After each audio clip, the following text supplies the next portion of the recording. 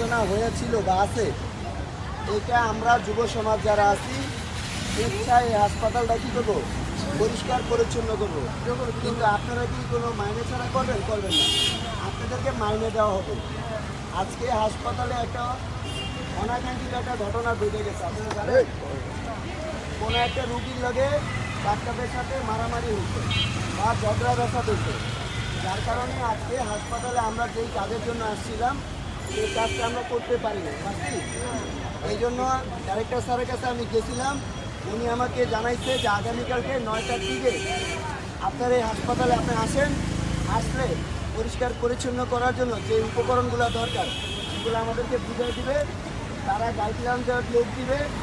সেই অনুপাতে আমরা আগামীকালকে 9টার সময় এখানে থাকবো, সকাল 9টায়। যারা স্বেচ্ছায় যারা আসতে চান, এখানে চাকরি করতে চান বা কাজ করতে চান, সকাল 9টার ঠিক এই জায়গায় থাকবেন, 9টার মধ্যে।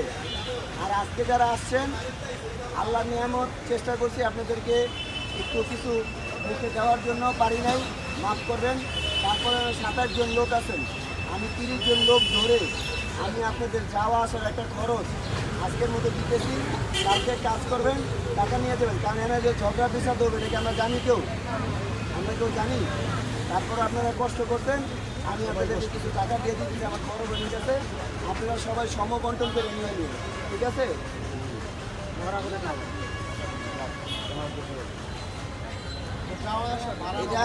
এটা আমার ব্যক্তিগত টাকা থেকে আপনি করে দিলাম। কেন দিলাম জানেন?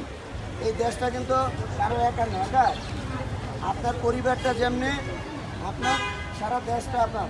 আমরা যদি হাসপাতালটারে সুন্দর করতে পারি, পরিষ্কার পরিচ্ছন্ন রাখতে পারি, মানুষ এমনি সুস্থ হয়ে যাবে। আর পরিষ্কার পরিচ্ছন্নতা কি উন্নয়নের অঙ্গ। এই জন্য আমরা উদ্যোগ নিচ্ছি যুব সমাজ, যে আমরা হাসপাতাল সময় যত রকমের অপরিষ্কারের জায়গা আছে সেগুলো আমরা পরিষ্কার করব। এখানে 5 লাখ টাকা দিলাম, মেহরবানি করে সবাই যারা আসছেন, কারণ আমার কেউ ঝগড়া করেন না যে আমি বেশি খাচ্ছি, আমি বেশি দারু দিচ্ছি, আমি বেশি হাসছি। সবাই সমানভাবে, যদি এখানে 30 জন থাকেন, ক্যালকুলেটারে টিপ দিবেন, 30 জনের 5 লাখ টাকা কত করে পায়, ওইভাবে করে নিয়ে নেবেন। আমার বন্ধু আমার জন্য থাকবে, আর আপনারাও আমার বন্ধু, ঠিক আছে? তাহলে আপনারা জানবেন।